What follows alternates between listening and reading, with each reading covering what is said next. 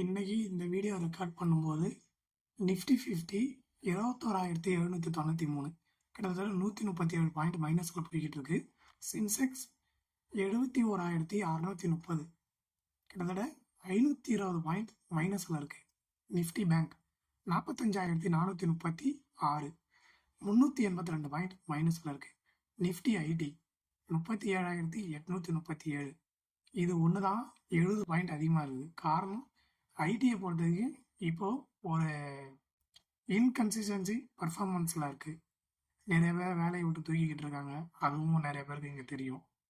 So இதெல்லாம் average பண்ணி இன்றைக்கி என்ன நடந்ததுன்னு தெரில, மைனஸ்லேருந்து ப்ளஸ் 70 பாயிண்ட்டு போயிருக்கு. ஸோ இது ஒரு நல்ல நியூஸாக நம்ம பார்க்கலாம். Tata metallic Tata power merger.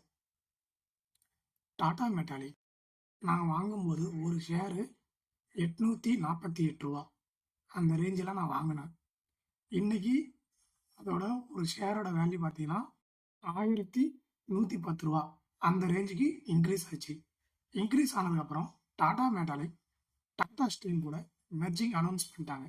So இப்போது 10 ஷேர் டாடா மெட்டாலிக் வந்த இடத்துல எனக்கு 79 ஷேர் டாடா ஸ்டீல் கிடைக்க போகுது.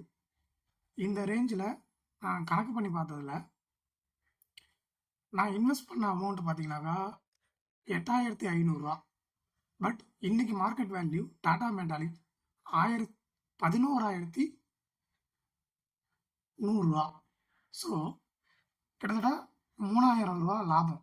ஆனால் இப்போது அது டாடா ஸ்டீலில் மெர்ஜ் ஆகும்போது அடிஷ்னலாக எனக்கு ஒரு 500 ப்ராஃபிட். ஸோ ஆவரேஜாக பார்த்தீங்கன்னாக்கா கிட்டத்தட்ட எனக்கு 3,500 லாபம். ப்ளஸ் இது மெர்ஜ் ஆகும்போது 3 ஷேர் வாங்குறதுக்கு நான் எவ்வளோ ஸ்பெண்ட் பண்ணணுமோ அந்த அமௌண்ட் எனக்கு ஃப்ரீயாக கிடைக்கிது. இதை வச்சு பார்க்கும்போது எனக்கு நல்ல லாபத்தில் தான் இந்த மெர்ஜர் எனக்கு நடக்க போகுது. ஸோ கிட்டத்தட்ட 30% எனக்கு லாபம் வித்தின் 6 மந்த். 6 மாதத்தில் எனக்கு 30% லாபம் கிடைக்குது. ஸோ இதே மாதிரி நம்ம ஒரு ஷேரையும் வாங்கிட்டு எந்த அளவுக்கு லாங் டேர்ம் ஹோல்டு பண்ணி எந்த அளவுக்கு வெயிட் பண்ணுறோமோ அந்த அளவுக்கு நமக்கு கண்டிப்பாக ப்ராஃபிட் கிடைக்கும். நன்றி, வணக்கம்.